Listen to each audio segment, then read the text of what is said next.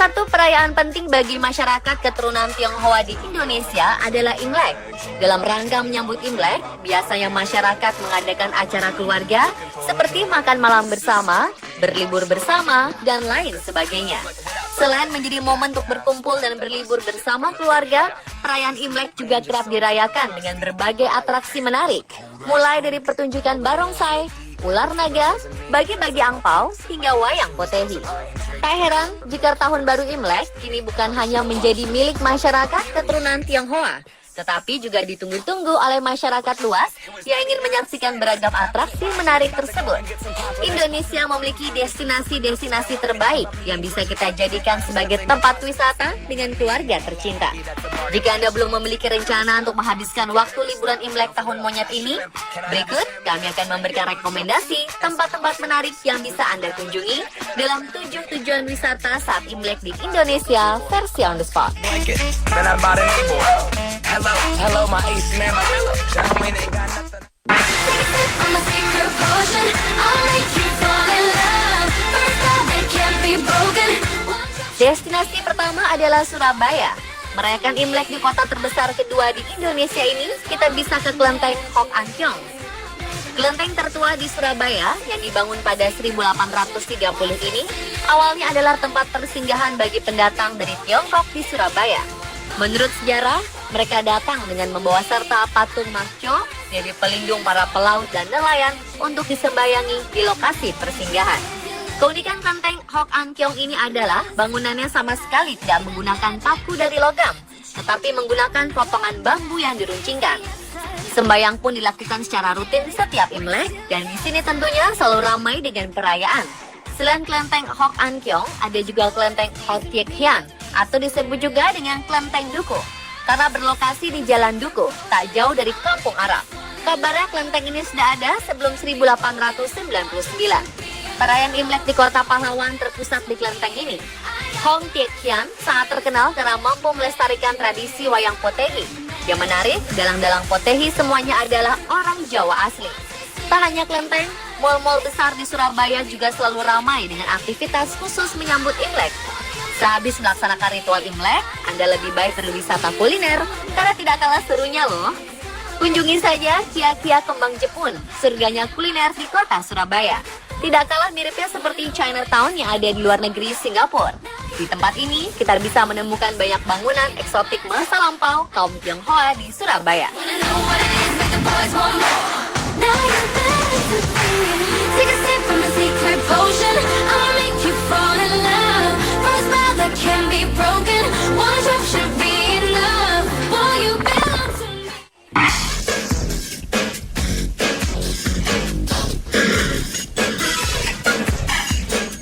Medan merupakan kota dengan populasi orang Tionghoa cukup banyak. Tak heran kalau perayaan Imlek di kota ini sangatlah meriah. Kemeriahan ini bisa dilihat dalam gebyar Imlek Fair yang diadakan setiap tahunnya. Di Medan, kita juga bisa menyusuri sejarah Tiongkok di Desa Paya Pasir, Kecamatan Medan Marolan, yang menyimpan banyak benda-benda peninggalan bersejarah, dari pecahan keramik hingga koin-koin kuno. Atau kita juga bisa mengunjungi rumah Chong Afi, seorang tokoh termasyur di Medan yang terletak di Jalan Ahmad Yani. Jika kita datang ke Medan dengan pesawat, lalu naik kereta api Bandara Kuala Namu, sempatkan juga mampir ke Titik Gantung, jembatan tua bersejarah tak jauh dari stasiun Medan yang berlatar belakang vihara megah nan cantik. Selain itu, terdapat juga makanan terkenal dari Medan yang tidak boleh Anda lewatkan saat Imlek, yakni kue bakul. Menurut tradisi Tionghoa, kue dari tepung pulut dan gula ini melambangkan keakraban dan keharmonisan.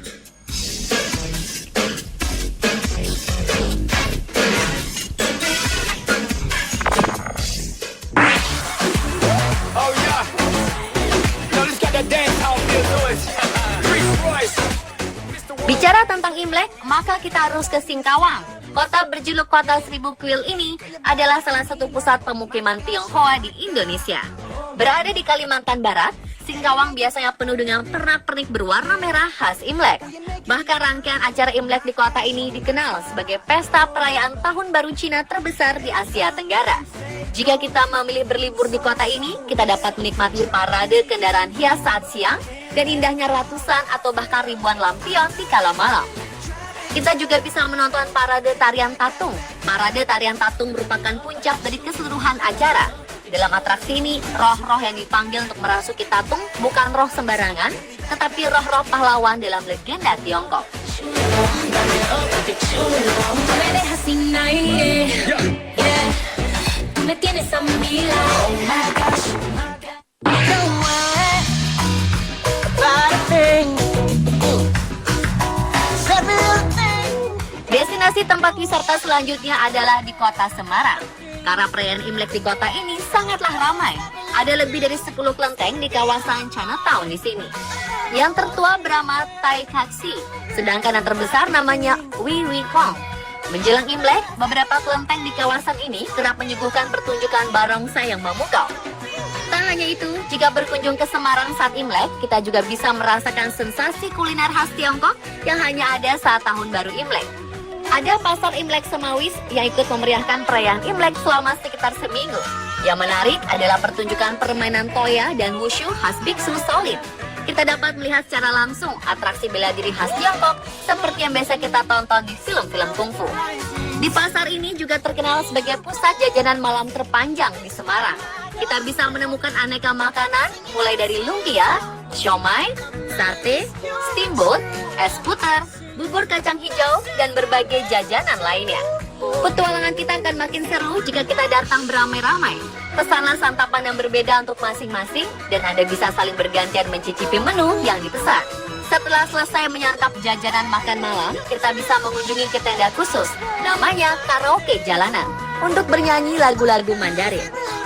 Di Semarang sudah pasti kita wajib ke Gedung Batu Sampokong, tempat persinggahan dan pendaratan pertama bagi Laksamana Cheng Ho atau dikenal Sampo Taijin. Gedung ini bertempatkan di daerah Simongan, sebelah barat daya kota Semarang. Alasan mengapa disebut Gedung Batu dikarenakan bentuknya mirip dengan dua batu besar yang ada di kaki-kaki Bukit Batu dan memiliki patung-patung Sampo Taijin. Di malam Tahun Baru Imlek, masyarakat bersamaan pergi ke kelenteng Gedung Batu Sampokong untuk bersembayang dan juga menyaksikan aneka pertunjukan rakyat yang menarik. Little thing. It's gonna be alright. It's gonna be alright.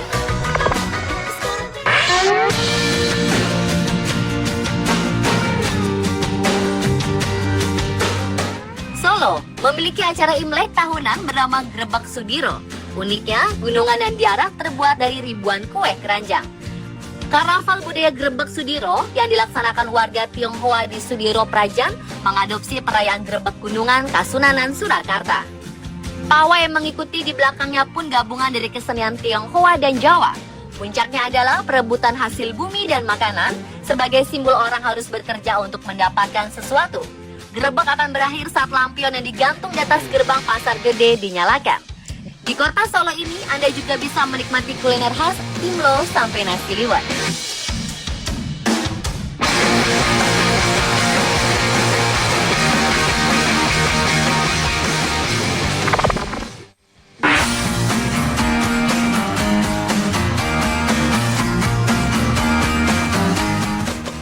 Tempat berwisata saat Imlek berikutnya ada di kota Palembang.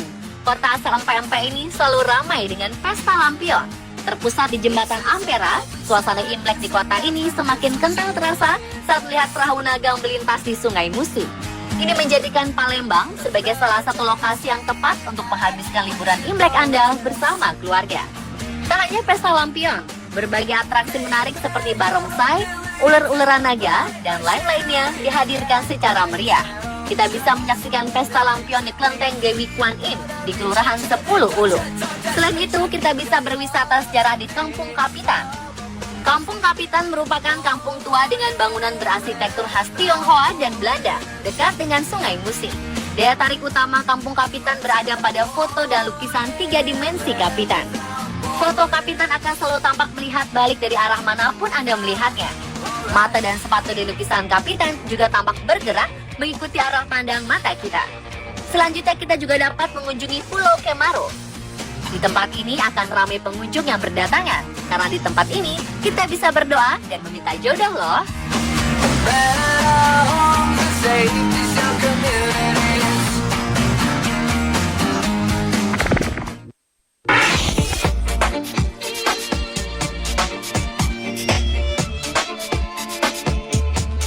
Bagi yang tinggal di kota Jakarta dan tidak berniat pergi jauh untuk merayakan Imlek, kita bisa mengunjungi daerah Petak 9 Glodok. Di sini suasana Imlek dibuat sangat meriah dengan kehadiran lampion dan kue-kue khas Tiongkok. Kelenteng Jindeyuan alias Kim Tegli yang legendaris juga layak dikunjungi. Kelenteng tertua di Jakarta ini memiliki bangunan yang namanya sangar, yaitu Raja Neraka. Tetapi arti dari nama kelenteng ini justru berbeda dan membuat tenang, yaitu kebajikan hati. Di daerah Glodok ini terdapat banyak gedung yang memiliki dominasi warna merah. Pintu utama yang ada di selatan berupa gapura dengan naga merah, dan sebelah kiri gerbang terdapat 3 deretan kelenteng tua. Pasar Petak 9 daerah Glodok ini berada di seberang pusat elektronik Glodok, Jakarta Barat. Kemeriahan menjelang datangnya tahun baru Imlek selalu terlihat di sini. Berbagai macam buah khas Imlek juga tersedia, seperti jeruk mandarin, buah plum, dan juga leci. Masih banyak lagi kemeriahan yang akan dihadirkan di daerah ini untuk menyambut tahun baru monyet kali ini.